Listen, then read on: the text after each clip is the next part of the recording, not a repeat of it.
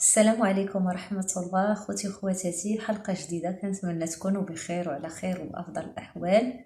والله يشافينا ويشافيكم ويشافي جميع مرضانا ومرضاكم. الله يرحم موتانا وموتاكم. وسمحوا لي لا تعطلت عليكم.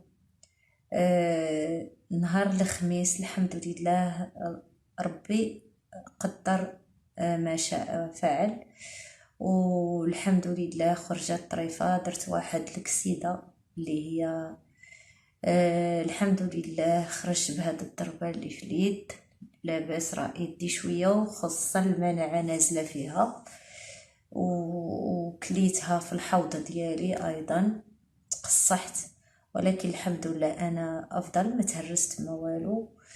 وكان توفات لي وحده من القطط ديالي اللي كانوا مرض وكانوا يعني تولاو بخير. توفات وحده فيهم نهار 3، والحمد لله. مهم الحمد لله على كل حال، هذاك اجل ديالها. وانا الحمد لله، انا وداك السيد اللي وقع لينا هاد الكسيده اللي خرج فيا، هو شوف ربي اشنو طرف عليه، وحتى انا يا ربي اشنو يعني طرف عليا في هاد الكسيده اللي دازت لي الحمد لله خفيفه. ندخل معكم في الحلقه، ما نطولش عليكم. اللي مازال ما تابوناش في القناه تابونا دابا، وديروا جيم الله في الفيديو فضلا الله امرا، وضغطوا على الجرس باش يوصلكم جديد اعمال ديالي. شكرا على التعاليق ديالكم جميله والسؤال عليا. واللي بغيت نقول لكم انه التفاعل نزل بزاف، لذا الله يجازيكم بخير. حاولوا انكم تشاركوا الحلقات مع ناس اخرين باش يستافدوا، وكثروا من لي كومونتير ولي جيم، هما كيعاونوا القناه باش كطلع. يعني كتشوف قناه 6 سنين وانا باديه فيها، يلا فيها 27600 ابوني.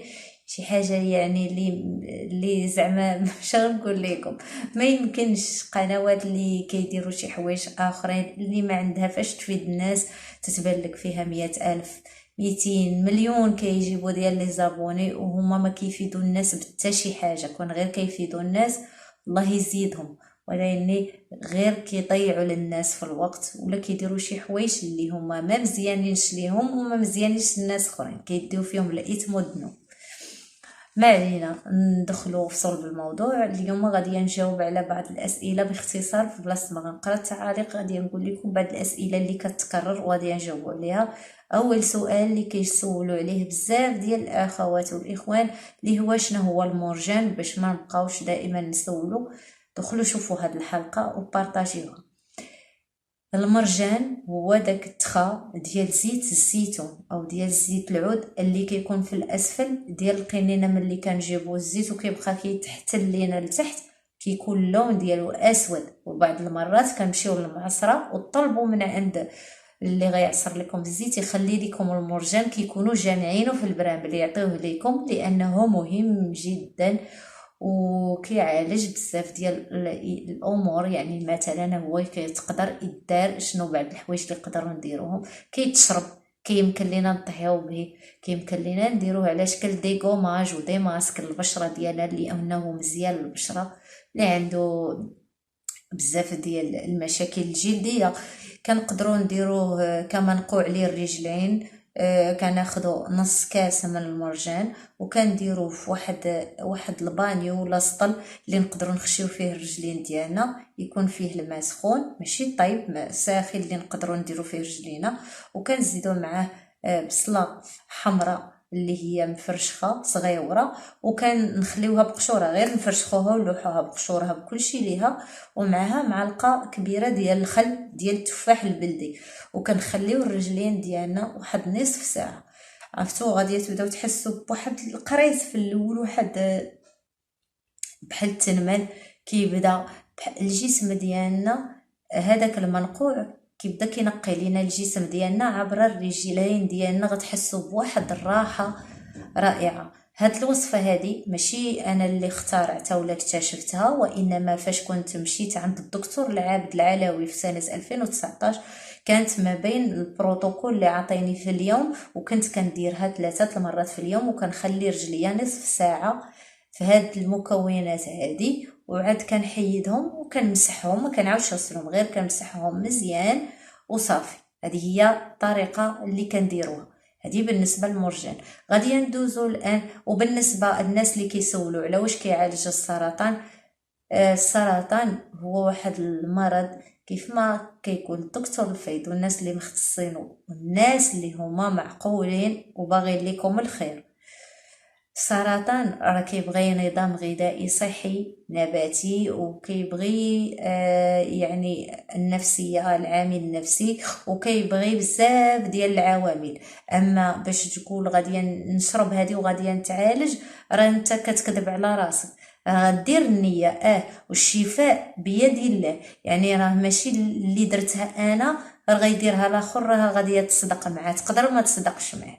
انا مازال جايكم الهضره. لذا المرجان كنقدروا نشربوه ويقدر ينفع معنا، وكاينين الناس اللي يعالجهم ويكون قديم. وهو كاين واحد النوع ديال زيت الزيتون اللي كيكون قديم، حتى هو الزيت حيل اللي كتكون عنده 50 عام، اللي كيتسمى على ما اظن باللغه الامازيغيه الازنبو.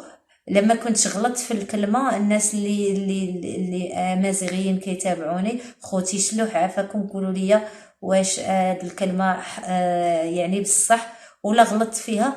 اللي هو زيت كيكون عنده 50 عام. هذاك ناس شربوه وباذن الله تعالجوا من السرطان. مكوش لكم العلاج والشفاء بيد الله، غير كنقول لكم كاينين شهادات ديال الناس شربوه وسمعت بحال هاد القصص. ندوزو للسؤال الثاني اللي هو واش مريوت كتعالج السرطان، اللي هي سميتها امراو ولا مريوت. انا مريوت جربتها على نفسي، وكنت وضعت معكم حلقه اللي صايبت فيها الوصفه معكم ديال مريوت بالتمر قبل ما نفتح في سنه 2019، يعني في البدايه ديال 2018، يعني في النهايه ديال 2018 ودخول 2019 كنت كناخذ مريوت قبل ما نفتح. ولاني كنت ناخذها ماشي معجونه مع التمر، وانما كنت كناخذها اوراق، كنغسلها مزيان وكنكب عليها الكاس ديال الماء طايب ونخليها تطلق، وكنت كنشرب داك الماء يوميا مده شهر ونص. ما دارت لي حتى شي حاجه، ما تزادش لي الورم في الحجم، ولكن ما نقص منه والو، غير بقات الحاله ديالي مستقره. من بعد غادي نجربها في سنه 2019 شهر 9 شهر 10 هكاك عاوتاني بالتمر يعني خلطتها مع التمر ومع مريوت بجوج مع بعضياتهم مفورين، وطحنتهم مع زيت العود وصيبتهم على شكل كويرات. ولكن خديتها في ديك الوقت واحد 12 يوم وحبستها، حيت بدا كيخرج ليا القريص في اللحم ديالي، لانني كنت ما خديتش مريوت على ما اظن. اللي اخديت واحد مريوت مجهده كانت ديال فصل الصيف، وكانت اللون ديالها مايل شي اوراق فيها الموف، وخديتها غير من الغابه، ماشي جبت ديك اللي خضره 100%. ودارت لي تحسس في النهار 12، بديت غير كي كليتها في البلاصه بدا كيطلق ليا الحبوب هنا في الكتاف ديالي وفي صدري وكرشي، بدات كتاكلني نتشوط. تما عرفت بان المشكل فيها، حيت نهار اللي قبل قرصني شويه واللي قبل قرصني شوي، ولكن في داك النهار مع خديتها في البلاصه بدا القريص ما يمكنش. دونك حبستها تا دازت عاوتاني سنه 2020 فاش غادي يسدوا علينا في داك الحجر المنزلي. في شهر 3 بالضبط كنت بديت كناخذ فيها وكملتها 40 يوم، ما دارتش ليا القريص، كليتها كنت جبتها خضره. ومن بعد يعني فاش فتحوا علينا ومشيت درت لي زاناليز كانت حالتي مستقره، ما نقص لا ورم، ما مشى سرطان. يعني بالنسبه انا تجربتي الشخصيه. اما التجربه ديال الناس واخوات، وكاينين بعض الاخوات اللي هضروا معايا وداروها راهم تشافوا، يعني ما كنعرفهم ما كيعرفوني، غير تلاقيتهم وعاودوا لي على قصصهم ولا قصص ديال شي وحده في عائلتهم دارتها وصحت.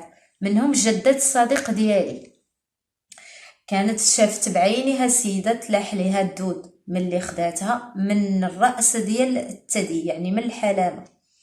هذا بالنسبة على مريوت. وكاينين الناس فعلا اللي تشافوا، وكاينه الاخت اللي هي وراتني الوصفه دارتها لباها وعندها قناه، وكنت درتها لكم لان الاب ديالها كان عنده سرطان بروستاتا و18 ودارتها ليه وتشافى باذن الله. وندوزو للسؤال الثالث.